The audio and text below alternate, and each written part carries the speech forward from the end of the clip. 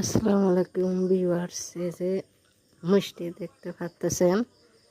একটু আগে আমার এক বৌদির বাড়িতে গেলাম, মেয়ের বিয়ে হয়েছে। ওনারা আমাকে এটা খেতে দিছে।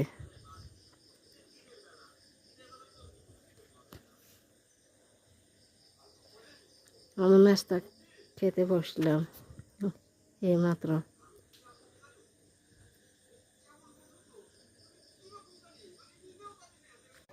আসসালামু আলাইকুম ভিউয়ার্স, এই যে দেখেন এখানে মসুরের ডাল রান্না করা হয়েছে। টমেটো কাটা দিলাম, দেখুন ডালগুলা বলক দিতেছে, দেখুন।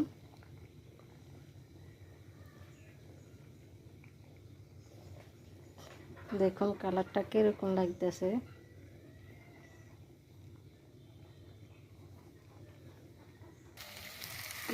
দেখুন এখানে টমেটো কাটা দিলাম, তারপরে এক পিস পাঙ্কাশ মাছ দিলাম স্বাদ হওয়ার জন্য, যাতে খেতে অনেক মজা লাগার জন্য দিতেছি সবগুলো আইটেম।